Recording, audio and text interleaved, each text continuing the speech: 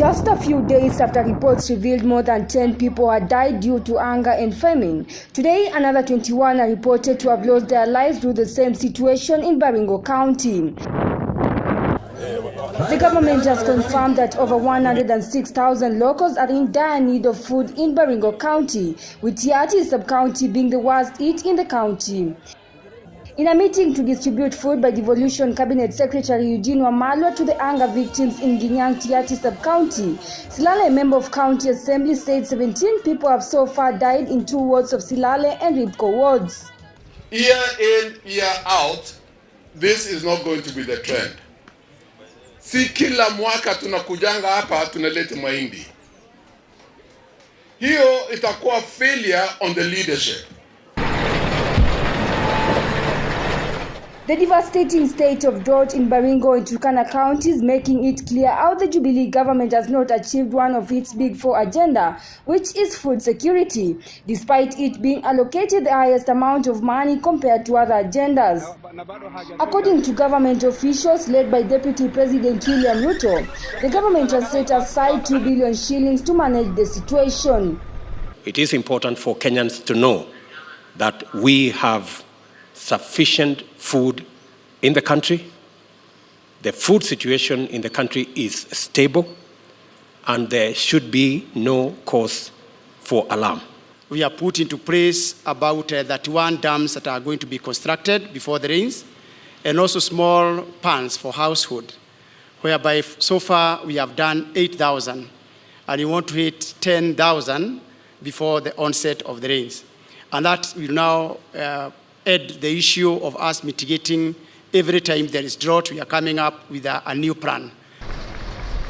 The DP's sentiments have, however, been opposed by an economic expert, Dr. Stephen Jaramba, who says the government has failed in saving the taxpayers who voted for them. And despite disbursing the 2 billion shillings, Kenyans will continue to suffer.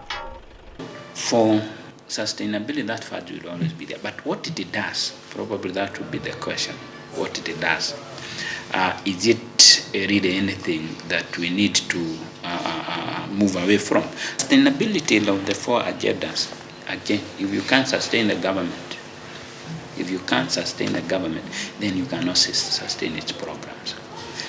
Only the government in Kenya has a problem of resources. It does not have resources, even to meet its basic. Jaramba insists the government have been using billions of money in projects that cannot be seen. Looking at the target may actually not be that of benefit to an economy. The 4 agenda, health and manufacturing again, which probably you need to mention, what are you manufacturing? What will you be manufacturing as an economy? So the science may be that we have no much gain on the 4 agenda, and that direction may be to nothing. However, the National Drought Management Authority boss Joshua Odwos says the deaths occurring in the 13 counties are caused by diseases but not related to drought.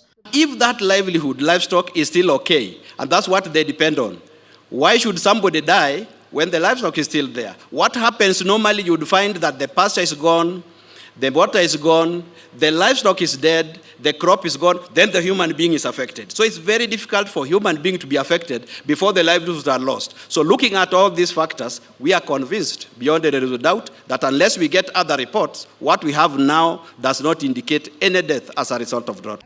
On the other hand, environmentalists say changing climate in arid and semi-arid areas is what has led to such cases. The climate change impacts that we're facing now, you see, drought is just one of the examples. And you see, when there's a drought season, it means that even our water levels are just low. And then also when there's a drought season, it means that our agriculture sector is heavily affected. And that is why a lot of people are going hungry every day. That is why a lot of people in different counties are starving because of the food insecurity issues. May it be remembered what is experienced in the country is an agenda President Uhuru Kenyatta promised Kenyans his government will manage. We are taking steps to help Kenyans impacted by the long drought that had hit the country. But 1 year later, his promise remains unfruitful. The state of hunger in the country continues to worsen in different counties as many people continue to starve to death. For now, only time will tell if the 2 billion shilling disbursed to manage the situation will help. Kate Silale for KU TV in Nairobi.